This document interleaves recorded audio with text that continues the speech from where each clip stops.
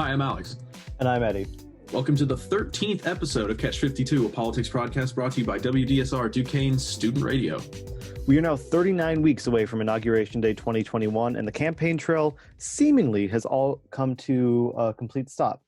There's so much going on. Yay. Yeah, think about all that election news you've been hearing recently. We were so excited coming into this podcast about all the primaries that'd be coming up and all the debates between candidates. Our plan for next week was to talk about the 6 primaries that are happening. After the Wisconsin primary killed people, I don't think that's going to be happening anymore.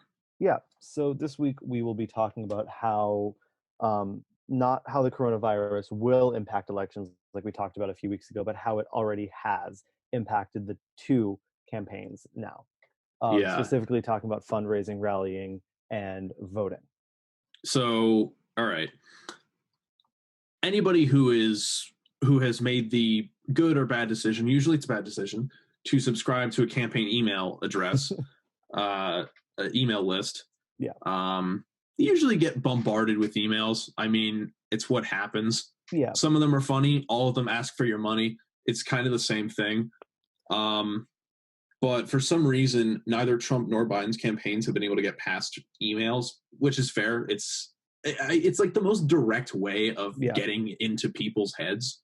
They are increasing text messages and automated text messages, but they have nobody gives their phone numbers to campaigns though. If not, they definitely have not been cutting down on emails. I can't say for sure, but it seems like they've been ratcheting up on emails recently. Just my own email, I'm subscribed to both Trump, the RNC, and Biden and the DNC. And I've had 20 fundraising emails sent to me in the past 24 hours. 8 from Trump and 11 from Biden. So 19. And that's not including like DNC splinter groups. That's not including the Democratic Attorney Generals Association. Yep. It's not including Amy Klobuchar's campaign sent me an email asking to fundraise for Biden. Yang sent me an email asking to fundraise for Biden. There's a lot of fundraising emails. They're sending, 10, 15 out per day, asking for money. And that's... I don't understand how they can be asking for so much money when they haven't even given people their stimulus checks yet. Yeah, it's a time of crisis, and they haven't really been asking for relief. Actually, the Bernie campaign in its last couple of weeks stopped asking for fundraising and instead was asking for donations to groups that supported people that were affected by the coronavirus outbreak. So that's encouraging, and maybe Biden could pick up on that, or Trump could pick up on that. But Biden's staff has been working on these emails for like 3 months. Biden's staff's been working on the emails. Trump's campaign's been working on the official Trump 2020 puzzle, and also Melania Trump's upcoming birthday, which is today. Oh my God. Actually. It was a few Happy days. birthday, Melania. Yeah, happy birthday, Melania. We're sorry. Be best. I forgot about Be Best. They have not been cutting down on fundraising emails at all, and it comes off as very tone deaf to be asking middle class Americans for money when 2/3 of Americans, 3/4 of Americans live paycheck to paycheck, and 70% of Americans are living paycheck to paycheck. 1/3 of workers have been laid off or furloughed, and you're asking them for money. Both campaigns are asking them for money. Like, this is not a political issue. This is not, oh, the Republicans are so tone deaf, oh, the Democrats are so tone deaf. This is, why are you asking people for money when they don't have any? And it's also not like you're traveling or organizing events. You're organizing Zoom meetings. Like you're paying limited staff to do limited work because you don't have to pay your advanced teams anymore. You don't have to pay your meeting like coordinator teams. You can run a substantially limited campaign, and it seems like they're not doing that at all. Now, I feel like there's a successful way to run a limited campaign, but at the end of the day, it seems like we're not there yet. And I mean, people who vote don't really respond psychologically to electronic communication. I mean, some do. They seem to respond well to like Facebook ads. But for whatever reason, when it's coming like right from the source, it doesn't. Yeah. And the thing And is, I'm sure people are donating money. I'm sure people are responding. Get mhm, that tax write off. Um, but it just it yeah, the quantity, the amount of words that pop into my inbox every day. It just you just scroll delete it. yeah. The DNC and the RNC both have millions of dollars in cash on hand. They can afford to go a few months paying a limited staff. But it, it annoys me that money in politics in general annoys me, and we'll probably get into that later, if not this episode, then another one. But even Congress people spend a third of their time on Capitol Hill fundraising. They have plenty of money that they can use right now, and chip into your pockets a little bit. Take a little bit out of your paychecks and give it to the Plenty of people that senators you are actually hire. millionaires. Yeah, I think 90% of senators are millionaires, something like that. It's an incredibly high number, reaching the retention rate of incumbents that are millionaires. Like, have them chip in. If you want them to run their campaigns for a few months, then make them do that. Like, it's frustrating to see the DNC and the RNC both prying off of middle to lower class Americans' incomes to try and fund campaigns that are needlessly expensive. And I'm sure that they're calling people who can afford it more, but the Yeah, difference is like how the message is sent out. Where, like, you don't ever call middle class, upper, not even upper middle class families. You don't call those people directly. They get thrown into the email list, and they yeah, get the factory, probably procedurally generated email. Honestly, at this point, mhm, um, they get that email, and it's like contribute. The also the really telling thing is that the Trump email, like the donation blocks, are like 50, 100, 150, 250, all the yeah. way up to like $500. The Democrat donation blocks are not higher than like $70 or $100, I think. No, actually, I just got an email from Trump a few minutes ago. This is historic that they have 1 million donors. Um, I do have to credit Trump for using the Democrats' talking points against them. That's true. That He does that pretty Trump's well in been emails. Trump's been saying that the DNC has their small pool of elite millionaire donors, but we have the common people. Uh, I, I Like, I enjoy that. I have to say that that's a good use of the DNC's talking points against them, especially Bernie's talking points against them. Um, yeah, but both they're parties are only contacting, and I'm sure millionaires are donating because this is probably the best like bang for your buck time. Like, yeah, oh, you donated to my campaign when my campaign wasn't getting donations from any other source. Yeah, sure, I'll take a meeting with you, yeah. executive XYZ. Actually, here So you go. So I'm the sure that they're actually fine. yeah. So here's a that email. The funding blocks from Trump were contribute 5, 10, 15, and 20, with the main button being contribute $5. The Okay. DNC's was where'd it go? Here's Yang's. It was 10, 25, 50, 100, 200, or another amount. Uh, which for I've the seen the amounts fluctuate per email. It's kind of yeah, interesting. for the party that both parties claim to represent the working people. Obviously, Alex and I are more of the opinion that the Democrats do, but this is not a good look for them to be asking for Also, $200 you from shouldn't be people. asking working people. Number one, the from a left wing perspective, you have better things to spend your money on than donating to political campaigns who objectively do not care whether you give them. I mean, they would like you to, but Yeah, objectively, at the end of the day, they don't care if you give them $20 or not. Just yeah, that like single amount $20, it makes no difference in anybody's life. Whereas if you from like a right wing perspective, I hear all the time that we should be saving our money, right? mhm, Don't go out and buy the new iPhone, save some money and spend it on your private health insurance, right? So let's save our money. Let's not give it to politicians who, number one, don't need it. Number two, aren't going to devote it to anything useful unless you count paying marketing directors as useful.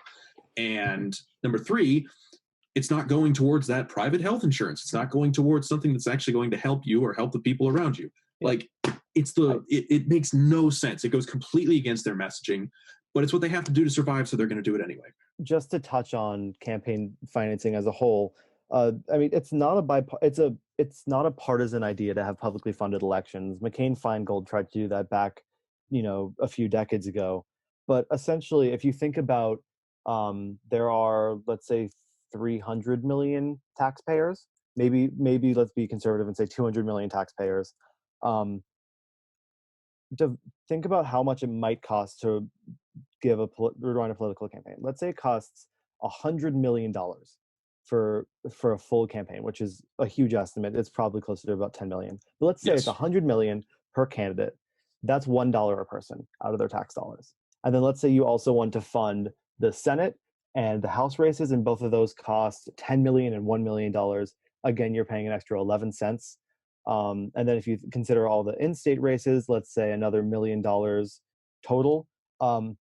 Each taxpayer in a flat tax bracket would be paying $1.12, and we'd be able to fund elections that cost more than what we have now.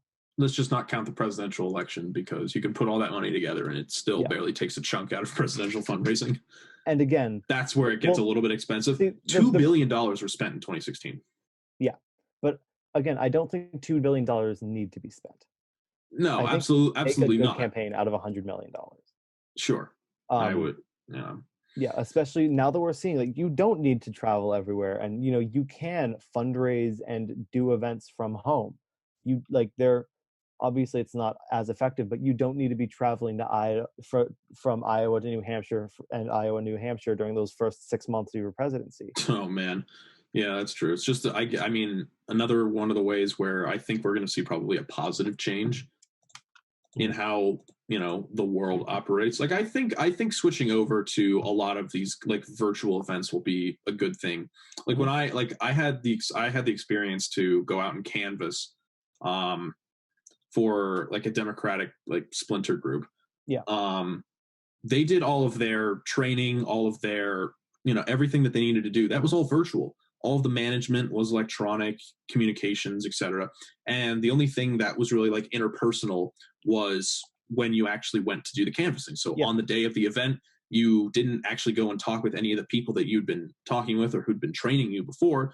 You went and talked with the local organizers. So you kind of have you have the potential for this interesting divide where you can have like remote campaign staffers that might be in charge of like, okay, like here's the branding we're going for. Here's the message. They're more concerned with like the overall like position, the overall platform of the campaign. And then you do what I feel like has been a really, really successful model is you allow people to tailor that to what they're doing in their local districts, and you leave that to local leaders. Yeah. I mean, in the past, campaigns have been run very multi-level marketing style, where you have one head, which might be, it might be the candidate, it might be their manager, their chief of staff.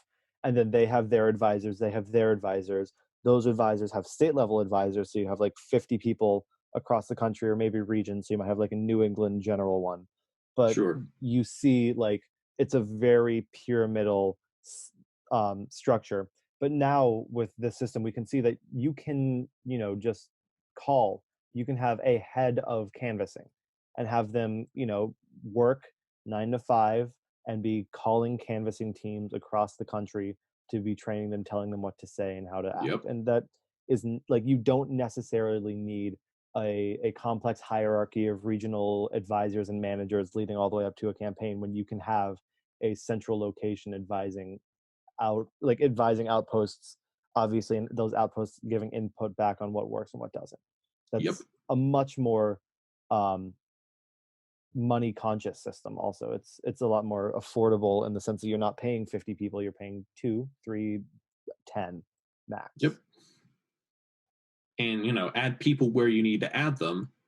You need people to manage social media, you need people to be able to take those local canvassing leaders, you need to have people to handle those questions, and you need all of like these sort of the internal people, whether that's like web engineers or content creators, things like that.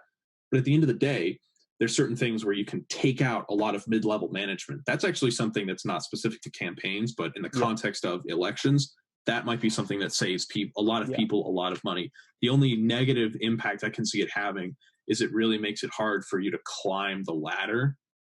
But at the same time, if you're good enough, you're going to find a way to do that. Yeah, if you are a star canvasser and you're talking to your manager and being like, hey, I got like 10, yes, absolutely, I'll vote for your candidate, you've changed my mind. That's huge. Like canvassing or cold calling or anything like that, it's hard to get one person to say maybe. So like star people in actual face-to-face events really do stand out. They do. And so let's talk a little bit about like the mechanics of these events, Mhm. because it's not just so you have the internal workings of the campaigns have been transferred online with varying degrees of success. Yeah. Now we've also got actual events. So rallies are now online. Hmm. Um, Town halls, town halls. press I conferences. feel like it's fair to say it's been a disaster, but for different reasons for Biden and Trump. Yeah, I think that you'd be hard pressed to find people that would say honestly that Biden or Trump are being good leaders through this outbreak. There've been moments for both of them, Different. but like, I don't know about Biden, but I yeah, so different reasons. So number one, okay, being a leader is about being out front to lead. You have to show mhm, up, right? Okay, so yeah, Trump passes that test. He has actually been giving a briefing every day. yeah, Has Biden? Now Biden's not the president, fair enough. But if you yeah, if we're supposed to see Biden as a like, I don't know, it's sometimes kind of like takes away from what's supposed to be executive leadership when you have the yeah, opposition leader like walking up like if Jeremy Corbyn basically gave a counter daily briefing to Boris Johnson every day, I feel like that would kind of like dilute the message that Boris Johnson's administration is trying to go for, regardless of whether it's a good message or mhm, not. But if you want it, you want to have like a clear and coherent message. So you want it only coming from one person. yeah. And if we have to have a Trump daily briefing, a Cuomo daily briefing, and then a Biden daily briefing on top of that, I don't know how well that turns out for Biden. But at the end of the day, he's not been terribly visible, and that's going to No, hurt him. Biden's been very much in the shadows. I think he's probably been making like a weekly or biweekly media appearance, but like, and he's been Still, doing probably weekly virtual rallies or town halls. And his campaign, I can't speak to how involved he is in those. his town halls, though, like he did a town hall with the Zuck. Okay, With yeah, why? with Mark Zuckerberg. Like what? Why Who? would you do that? I yeah, it's I Like, yeah. He's been silent, and the fact that Andrew Cuomo's been the most visible and popular Democrat throughout this outbreak is not a great sign for the Democratic Party's condition right now. Because Cuomo for years was not necessarily considered a joke, but just kind of considered like the product of New York politics yep. and not to be taken completely seriously. And now he's really the outspoken leader of the DNC. And not only is he taken seriously, he's probably, other than Fauci, the most one of the most trusted figures Yep. in the country Like right he now. and Fauci are the most trusted, and then Trump and Biden are both trailing behind. I think Fa- 40% trust Trump and Fauci is Biden at like a both. 3 point out of on a scale of like 1 to 5. Fauci's at Yeah, like a 3.5. Cuomo's at like a 3.5 yeah, or a 3.3. yeah, Um, Jesus, and then Biden and Trump are in like the 2.5s. yeah. So, you know, Fauci, medical professional, actually been doing his job and doing all this. You can't blame people for trusting him. Cuomo is really surprising, just because he's He such a stayed character. on message. It's so Yeah, easy. it's all he's done is he's been visible and he's stayed on message, and that's something that the Biden campaign really needs to pick up on. That Biden needs to be out there saying the same stuff constantly. That's how Trump won in 2016, is because he stayed on message. But it's also Biden's weakness that if you overexpose him, then He's gonna talk about kids playing with his leg hair. yeah, so he's not a candidate. I mean, we say the same thing about Trump, but for some Yeah, reason, when a Democrat talks like that, it's the end of the world. I feel as far as Trump has definitely been getting overexposed bit because he's doing these daily briefings. I think that took a turn for the worse yesterday. Um, so this Thursday, I don't know if it was in the same briefing or not. I really can't bring myself to watch them. But watching the coverage after, there was so in the same briefing he talked about injecting yourself with Lysol disinfectant, and then also said that sitting in a tanning bed yeah, for because 10 minutes heat would and light could. also possibly cure. Now, to be fair, if the coronavirus is not inside your body, sunlight can kill it if it's direct sunlight. Yes. But you have to, if you leave it something, if there's like this random cloth and it's like, oh, coronavirus is on this cloth, you can like put it out in the sun and like fry it like frying an egg on the sidewalk. You just put it down for 10 minutes and in theory it kills the coronavirus. It's like, don't try it. If you look at the history of most pandemics, when the summer comes, there are fewer cases and it kind of dies out a little bit just because it is hotter. But yay, global warming. Also, if you don't treat it while it's going down and you don't do anything about it, it comes back in the winter even worse. That's exactly what happened with the Spanish flu. It's happening in South Korea. Yeah. South Korea is having another outbreak. There's rumors that Wuhan might be having another outbreak too. Oh boy. Yeah, if you don't deal with it correctly, it's going to come back and bite you. And if you eject Lysol, that's definitely going to come back and bite you. Trump's been just like kind of back and forth on supporting. You tell if Trump Fauci. Is trying to kill his own voters or not. But the thing is, like, he's said some crazy stuff and encouraged some crazy stuff with his liberate Minnesota, liberate Michigan tweets. But then also when Governor Kemp of Georgia, who's a Republican, said he wanted to reopen the state, Trump said it's too soon. But then he's gone back and forth on that. Like I've seen him say, "Good on you for opening up the economy. Don't be afraid." Yada yada yada. But then also, it's too soon. So not only he flip flops back and forth. He doesn't have a consistent position within his own party. He doesn't have a consistent position in his policy either, because he's saying stuff like liberate Minnesota, but he's saying it's not a big enough deal that we need to shut down our economy. But he's also saying it's a big enough deal that we need to suspend all immigration, which is not about. On paper, he said he was suspending immigration. In reality, he's not suspending immigration at all. He's basically just not letting people apply for green cards, but he's still allowing healthcare workers to come into the country. He's still allowing food and farming agriculture workers to come in. But the thing is, like, on paper, stopping immigration during a global pandemic is a good idea. Sure, yeah. But when it's, we need to open our economies, but also we need to stop immigration. Those paired together, immigration suddenly doesn't seem like it's about the health of the people. It seems like it's maybe something else. And, it's kind of just undermining his message, the fact that you can't tell what side of the message he's always on. Biden, at least whenever he has appeared, he's been saying the same stuff. He's been saying this is why we need stronger social safety nets. This is why we need to make sure that people have more affordable health care, and we need to make sure that people stay inside and stay safe so we can flatten the curve. And Trump says that, half the time, maybe a third of the time, but he's inconsistent on whether or not he thinks that, shelter at home orders are good. And when you say something wrong, it gets much more coverage than when you say the right thing. Especially when you're the president of the United States. Although I will say, whenever Trump says the right thing, it does get a lot of coverage because I feel like a lot of people are surprised. Yeah. But when you say inject yourself with Lysol, it cures the virus, that gets so much more coverage. Mm-hmm. When you say that swimming pools kill more people than the flu, that gets more coverage than if you say the right thing, not a real Dr. Phil. That's the problem. And it's super, super difficult to be consistent and on message. And it is super, super difficult for both of these candidates because they probably are struggling to keep, to keep a consistent messaging going. They're both you have to do it. Old, out of touch candidates.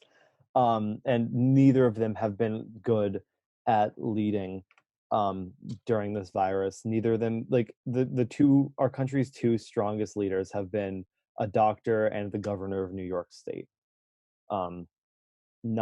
Which is not the best look for our country in general, I think. For all the people who complain about flyover country and you're right to complain about flyover country, it's very, very, I don't want to say it's very, very, it's telling about the state of our country that the two people we're listening to are the governor of New York and admittedly a White House expert on pandemics, but also, Fauci he's an East Coast guy. Yeah. And people in California,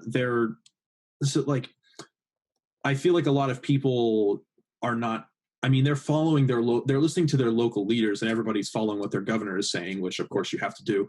Um, but as far as the news is going, I mean, Yeah, well, Fauci's actually from New York City also. that too. So, I mean, you have Trump the New Yorker, Fauci the New Yorker, Cuomo the New Yorker, and Biden the Scrantonite Delawarean. So, like, it's all East Coast people. East And Coast it's, bias, man. It's not just in yeah, football. But it's I don't know. I just think it's interesting yeah. that this is the way the country's shifting. It's like we're in a crisis. We're gonna do like what our base, what our gut is telling us to do. And what are we doing? We're like putting a microscope on New York City. We're trusting New York City more than anything. The other really big difference that has also got a lot of media coverage is voting, and whether or not voting, Yes. how voting should happen, how voting should not happen. So we talked about Wisconsin um, a few weeks ago. We talked about how the Supreme Court said to continue this race, and the incumbent Republican-leaning candidate ended up losing because of that. It was Because I people think that was a came pretty out. big surprise. Yeah, it was not expected, but because people were like, why do we need to come out and vote during the middle of the pandemic? It seemed like people were much more upset at that particular candidate for making that decision. And it hurt them. It bit them in the butt. Yeah. And It's tough when a candidate flip flops that hard. But the on big another question, level, you have all right, so let's talk about the like the pragmatic results. I mean, okay, so the pragmatic like political electoral results of mhm, what might happen, and then is it necessarily like the right thing to do? So just right off the bat, Wisconsin did the wrong thing because nobody should die to vote in yeah, an election. Like especially in a we've said primary this before, and judicial election. I mean, like, it's a not to say that state judicial elections are not very important, because they are, because that's what yeah. a majority of your life is based on. Um, but it's also a Wisconsin state judicial election during the middle of the greatest global pandemic since the Spanish flu. There will always be other elections, so let's keep people to alive to like vote in those. Yeah. um so probably in-person voting during that time was the worst decision they could have possibly made. Mhm. But let's be fair, the virus is not necessarily going to be, I don't know, in theory the virus is not necessarily going to be back in November.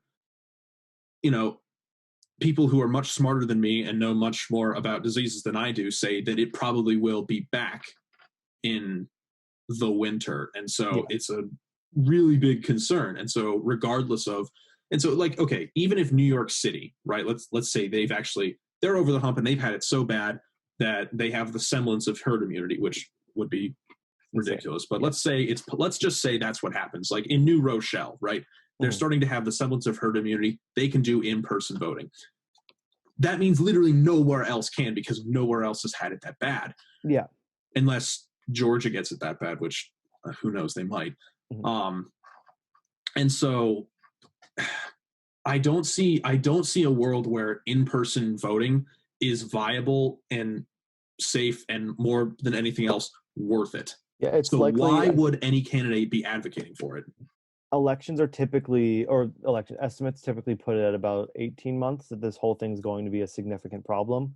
And obviously, not that we're going to be on complete lockdown for 18 months, but the big thing is that you need to um, be cautious during that. And already most elections now have moved to absentee voting. I already have cast my ballot for the May 5th Fairfax City election. Most people are able to, so, or I think anyone, especially I know in Virginia, is able to request their absentee ballot just because of the coronavirus outbreak. Same in Pennsylvania. They tell you the check marks to check to make sure if that's why you can't do it. And so it's all, fine and good. Anyone that has to vote, or anyone that wants to vote, can. The problem is they're not really letting that be known. And Virginia is a Democratic controlled state. So again, this is not a partisan issue. Um, there's just not really that much talk about elections. I only found out through the through the AGs to bring it back around. The only reason Yeah. I was able to get access to a absentee ballot is because of the Democratic AG's email list. Yeah. And I think one of the best things that individual people can do to try and get out the vote now is just like emailing your local campaigns, asking for yard signs. It's a very simple way to remind people, hey, there's an election coming up. You should Yeah, make that's sure true. you're involved. Yard signs, they really just serve as like a recency bias for most people. And regardless of the person that you actually get, just having an actual campaign thing, That's especially true. if that campaign sign says vote this person on this date, that's a great sign that you should probably get and put up in your yard, because that is going to significantly get out the vote and probably in favor of the candidate that you support. Yep. Or just make your own sign. Yeah, I mean, 'Cause- honestly, just like make your own side, say, please vote on yeah. absentee. Like, if people are going on walks a lot, I'm just kind of spitballing here, but people are going on walks, No, that's true. print out a QR Especially in code, these suburban neighborhoods. print out a QR code, put that on the sign, say, scan this, it brings you to your absentee ballot Actually, a registration. really good idea. I might do that. Yeah, honestly, yeah. That's like, there are ways that we can work to try and increase voter turnout in a way that keeps people safe. And I think that's Hmm. one way. And, I think we probably will see one of the lowest voter turnouts in a presidential election ever. Yeah, In definitely. 2020, at least, lowest turnout post 1965, if you're talking about general percentage of the population. But Um, in a weird way, you kind of hope for low turnout. But at the same time, you also you'd think that the the FEC, Federal Electoral Commission, would be able to ramp up their absentee ballot mechanics infrastructure if I mean, they've known about this, they've had to have been planning for this yeah, at least since middle of March. let's So put it that this gives way. them what, like 8 months Yeah. to get it Every going? every registered voter has a mailing address. Yes. Every registered voter has a mailing address. If you want to keep elections safe, and this is a state by state decision, you have the mailing address of every registered voter. All you need to do is say, here's your ballot, here's a stamp, vote. If you want turnout in the 2020 election, that's all you have to do is send the letter, not on a demand basis, but on a supply basis. Hmm. So here's the next question, right? Because let's look at what President Trump has said in the past. Mhm. Probably one of his most self-aware, cynical tweets he's ever tweeted. Um, Basically saying that Republicans seem to do poorly. They always seem to do poorly when it comes to mail-in elections, so we shouldn't do them. That's something that was said out loud. That definitely should not have been said out loud. No, But he's not wrong. Republicans always do worse when they count all the ballots. all the ballots. When more typically higher voter turnout leads to better results for Democrats. Yes, Not always, obviously, but especially in suburban areas, higher voter turnout's a better sign for Democrats. that's right. And regardless of whether it's the Democratic truth of more people actually are Democrats or the Republican truth of more people are illegally voting, um, higher voter turnout does generally swing Democratic. And or not mandatory mail-in voting, but universal mail-in voting, where every single person gets a ballot mailed to them, regardless of whether or not they requested it. That would probably increase voter turnout because people just need to walk to the mailbox to vote. But And universal is going to lead to voter fraud. I mean, That didn't there's stop people from sending $1,000 in the mail, but the thing is, like, yeah, if the argument that that might increase voter fraud is similar to, well, they might steal my check in the mail, and you didn't really see many people too freaked out about that, and you especially didn't see widespread accusations of, well, if you send out this money, it's going to lead to people stealing mail more often. But there is still, I mean, the concern that someone could steal your ballot and forge your signature on it. Um, but if everyone's getting a ballot, then everyone still gets a ballot. And I'm Basically, there assuming, has to be some kind of, I don't know, that would be yeah. really, it would be really hard, and it would Hmm. be, I mean, it has the potential to be a huge problem, but I mean, what's the alternative? If you did do a national absentee vote in the 2020 presidential election, which is not an impossibility, No. or especially, I mean, you will probably see at least 20 statewide absentee ballots where they're not holding in-person voting, or if they are, it's for like classes of people that can't vote absentee. So maybe like elderly or disabled people Yes. would vote in person, and everyone else would absentee vote. I think that's a pretty viable possibility. Um, and in terms of the best way to do that, I think that if it's you have to go through the process of applying for an absentee ballot, I don't think that's the best solution if you're already registered to vote and they already have your mailing address. Yeah. I I mean, think, it's, yeah, you're really going to only draw out the people who care a lot. if it's based only on the people that actually fill out a require or an absentee ballot, or a request for an absentee ballot, you're not going to see a high voter turnout at all. Minority turnout is going to be is going to be down by like historic lows, Yeah, yeah, definitely. because for whatever reason or another, that's just something that is a struggle for, those impoverished, disadvantaged communities. Whether when it comes to like providing some kind of ID, if I feel like it's fair to say that if finding ID is a struggle for these communities, then so will getting this, Applying, yeah. I mean, that application process, and also like the actual submission if process. you don't have internet at home, then you have to go to the registrar's office to apply absentee ballot. I challenge any single person listening to this to know, just, do you know where your registrar's office is? Do you know what city your registrar's office is in? Like, I don't think anyone does unless you work for the office of the registrar. And here's a better point: if you don't have internet, how are you going to find out? Yeah, you'd have to find the phone number for a local government official or a local government agency, call them, ask them for the number for the registrar's office, call the registrar's office, request an absentee ballot, probably go in and fill out a form, which means getting transportation to go in and Yep. filling out a form. It's a regressive system. If you do not give the opportunity for all American citizens to vote equally, it is a regressive system. Yeah. Yeah. And I mean, I Especially guess if I guess universal is the only way to do that.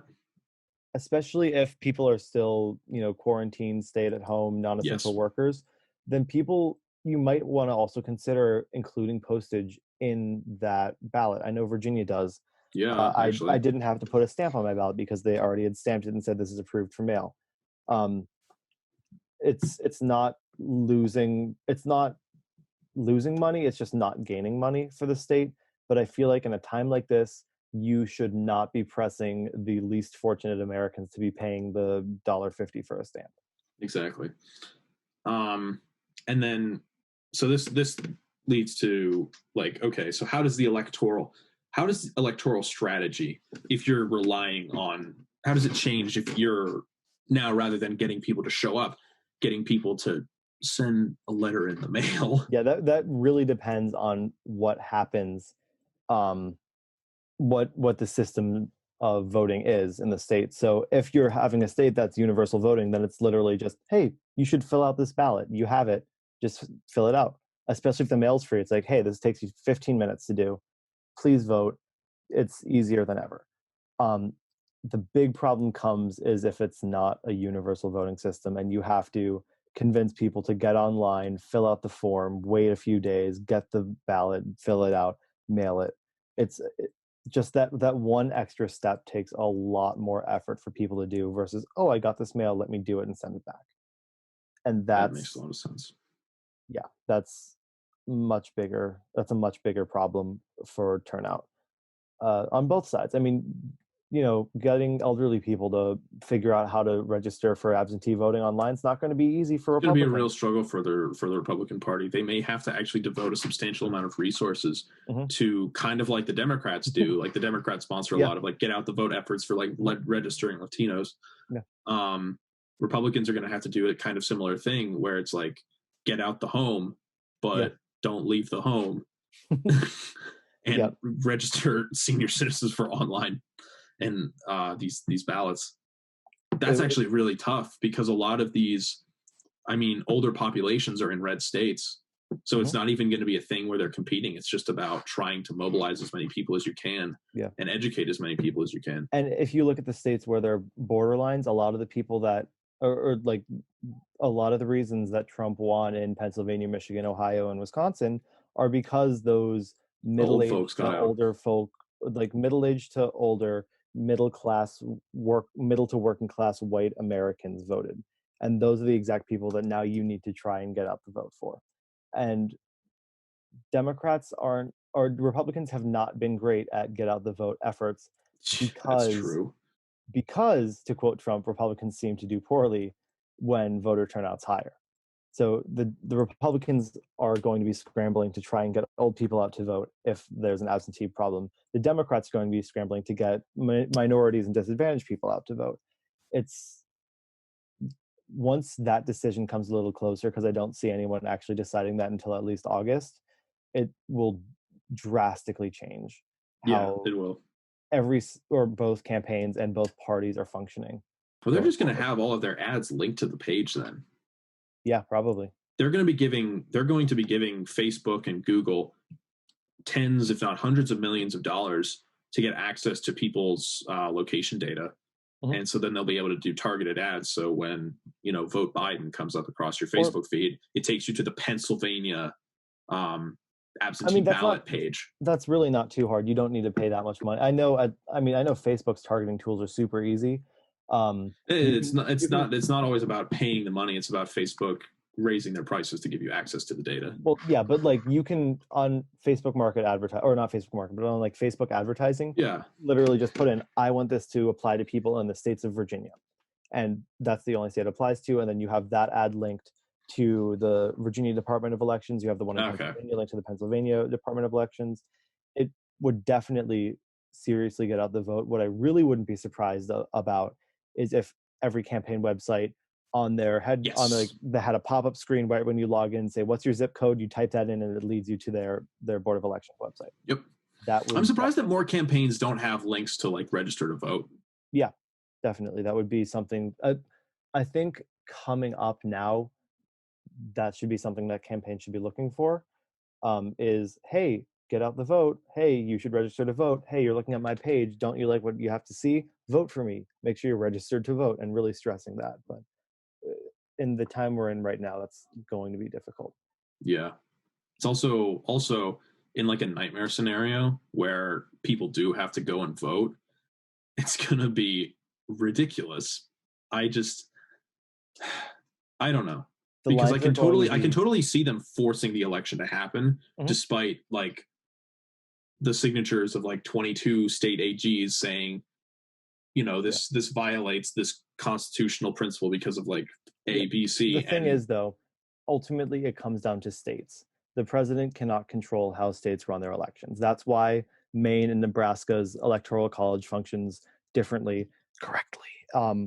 But the states do control elections, and it's going to come down on a state-by-state basis. Okay, cynical opinion then. Cynical question. The thing is, here's the question. Yeah. So you have, I feel like it's fair to say that red states are predisposed toward